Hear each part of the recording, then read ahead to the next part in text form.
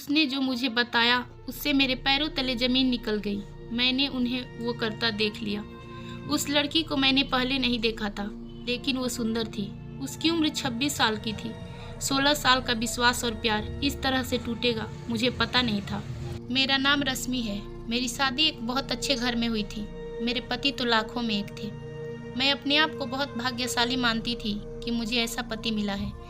मुझे बहुत प्यार करते थे। हमारे एक लड़का और लड़की है।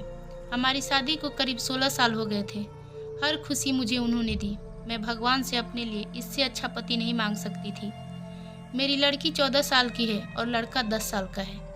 पति का कारोबार भी बहुत अच्छा चल रहा है। हमारी कपड़े की दुकान है जिससे अच्छी खासी कमाई हो जाती है। मुझे जीवन से कोई शिकायत नहीं थी, लेकिन फिर उसके बाद वो हुआ जो मैंने सपने में भी नहीं सोचा था। मेरे पति एक दिन मुझसे कहते हैं कि उन्हें किसी से प्यार है और वो उससे शादी करना चाहते हैं। एक दिन अचानक ही यह बात उन्होंने मुझे बताई।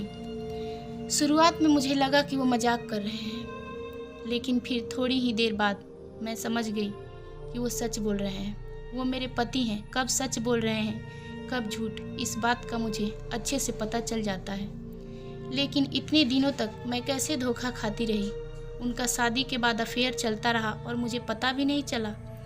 या तो वो झूठ बोल रहे थे या बहुत चालाक थे जो इतने दिनों तक मुझसे छिपा सके। मेरे मन में यही सब चल ही रहा था कि वो बोले कि उन्हें तलाक चाहिए। शादी के 16 साल बाद उन्हें तलाक चाहिए। मैंने कहा कि आप पागल हो गए हो क्या?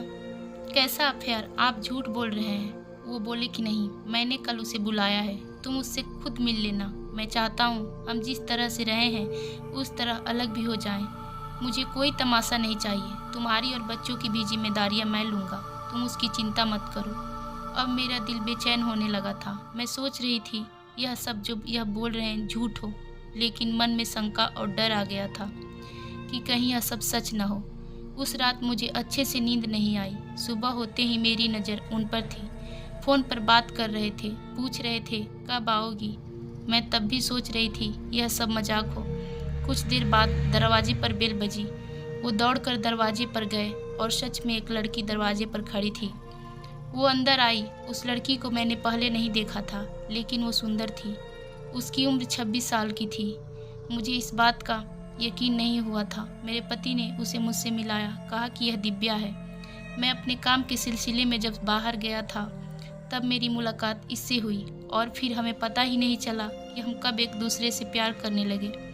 उसे देखकर मैं अपने कमरे में चली गई। 16 साल का विश्वास और प्यार इस तरह से टूटेगा मुझे पता नहीं था। शायद उम्र के साथ उनका मेरे प्रति आकर्षण कम हो गया था। वो कुछ घंटों के बाद कमरे में आए और बोले, मैं फिर दोहरा देता हूँ कि हम अच्छी तरह से अलग होते हैं। किसी तरह का नाटक मैं नहीं चाहता। उनके ऐसा कहने पर मैंने कहा कि यह सब आपको नाटक लग रहा है। क्या हो गया है आपको? आप तो ऐसे नहीं थे। यह कौन सा रूप आपने मुझे दिखाया है? वो बोले कि मैं तलाक के पेपर रेडी करवाता हूँ। दिव्या चाहती है कि हम जल्दी से शादी कर लें। मैंने भी उन्हें कहा कि आपको जो करना है करो, मैं आपको तलाक नहीं देने वाली, इसी घर में रहूँगी। मैंने उन्हें अपना फैसला सुना दिया था, पर मुझे पता नहीं था कि वो कुछ इस तरह करने वाले हैं। अगले दिन से वो रोज़ दिव्या को घर बुलाने लगे। मेरे बच्चे बड़े थे, अब सारी बातें समझने लगे थे। मुझसे तलाक के लिए वो इस हद तक जा सकते थे, इसका मुझे पता नहीं था। घर में एक 14 साल की लड़की है। उन्हें बिल्कुल भी शर्म नहीं आ रही थी। बच्चों से बात करना भी उन्होंने बंद कर दिया था। बच्चे भी उनके पापा का यह रूप देखकर दुखी थे। एक दिन वो दिव्या के साथ हॉल में बैठे थे। हमारी लड़की से उन्होंने पानी मंगवाया। पानी लेकर वो गई और गलती से पानी दिव्या के ऊपर गिर गया। मेरे पति ने उस दिन हद ही कर दी। वो दिव्या के लिए मेरी लड़की पर हाथ उठाने वाले थे। मैंने उन्हें यह करता देख लिया और वहीं से उन्हें जोर से कहा, यह क्या कर रहे हो? पागल हो गए हो? मैं जानती हूँ तुम यह सब क्यों कर रहे हो। तलाक के लिए, ठीक है।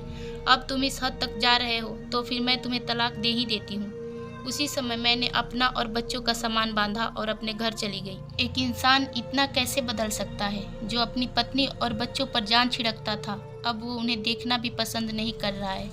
मैं अपने घर थी, उनका फ़ोन मुझे आया। कहा कि मैं तुम्हारी और बच्चों की जिम्मेदारियां अभी भी उठाऊंगा। कुछ भी ज़रूरत हो तो मुझे फ़ोन कर सकती हो, मैं पैसे भिजवाता रहूँगा। मैंने कहा कि मुझे तुम्हारे पैसे की कोई ज़रूरत नहीं है। इसी के दम पर तुमने उस लड़की को इम्प्रेस किया है। मैं अपने बच्चों को संभाल सकती हूँ। उम्र के इस पड़ाव पर आकर इतनी अच्छी लाइफ जीने के बाद मुझे फिर काम करना पड़ेगा, इसका मुझे अंदाज़ा नहीं था। ज़िंदगी कब आपको उठाकर पटक देती है, इसका आप अंदाज़ा भी नहीं लगा सकते। मुझे भी इतनी सालों तक उनके साथ रहने के बाद कपड़े का अच्छा अनुभव हो चुका था, इसलिए मैंने भी अपने घर से कपड़े का काम शुरू किया। मैं उस इंसान के पैसे नहीं लेना चाहती थी। उनका फ़ोन मुझे आता रहता, बोलते कि तुम मुझसे पैसे ले सकती हो, नया काम शुरू करना है तो भी मैं पैसे दे दूंगा। लेकिन मैं नहीं मानी। मैंने कहा कि आप हमारी नहीं, तलाक की चिंता करो। समय निकलता गया। मैंने अपने बूते पर थोड़ा कुछ शुरू किया, लेकिन हमारे घर वाले मुझे सपोर्ट कर रहे थे। कुछ समय के लिए उनका फ़ोन आना बंद हो गया। मैंने इस बात पर ध्यान भी नहीं दिया। मैं अब उनसे बात भी नहीं करना चाहती थी। तलाक में अभी कुछ समय था। मैंने उन्हें कहा था कि जब भी आप बोलोगे मैं आ जाऊंगी, जहां साइन करना है कर दूंगी। मैंने अपने काम पर ध्यान देना शुरू कर दिया। मुझे कुछ माल खरीदने के लिए बाहर जाना था। इतने दिन उनके साथ रहने पर मुझे यह पता था क्या खरीदना है और कहां से खरीदना है। उनका यह अनुभव मेरे काम आया। मैं उस शहर माल खरीदने के लिए गई। मैं वहां पहुंचकर उस दुकान से माल खरीद ही रही थी कि मुझे वहां दिव्या दिखाई दी। वो वहां दूसरे लड़के का हाथ अपने हाथ में पकड़े हुए थी। मुझे देख के साफ पता चल गया था कि अब वो इस लड़के के साथ है। मन ही मन मुझे खुशी हुई कि आखिर मेरे पति ने धोखा खाया। उन्होंने इस लड़की के लिए हमें छोड़ा था, जो कि अब किसी और के साथ है। फिर मैंने मन में सोचा कि अब किसी और को धोखा नहीं खाने दूंगी, इसलिए मैंने उनका पीछा किया। वो एक ओवन रेस्टोरेंट में बैठ गए। मैं भी उनके सामने बैठ गई। मुझे देखकर उसके होश उड़ गए। वो उठकर जाना चाहती थी, लेकिन मैंने उसका हाथ पकड़ा। मैं उस लड़की का सच लड़के को बताना शुरू की। मैंने सोचा था कि मैं उसे सच बताकर उसकी आंखें खोल दूंगी, लेकिन कुछ और ही हुआ। उसने जो मुझे बताया उससे मेरे पैरों तले जमीन निकल गई। मैं वहां से भागते हुए कैसे भी अपने पति के पास जाना चाहती थी। मैं उनके घर गई।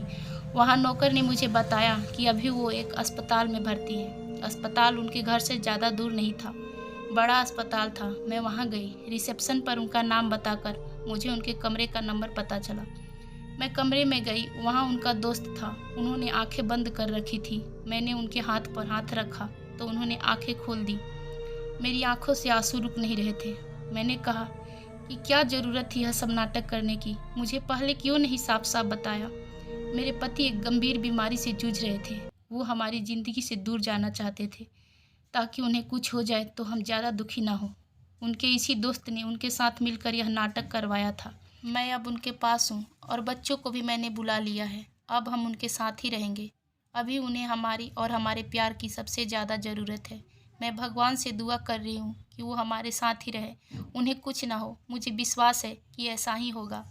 तो हेलो फ्रेंड्स, ऐसी ही और भी दिलचस्प कहानियाँ सुनने के लिए हमारे चैनल को लाइक और सब्सक्राइब करें और बेल आइकन को दबाना बिल्कुल भी ना भूलें।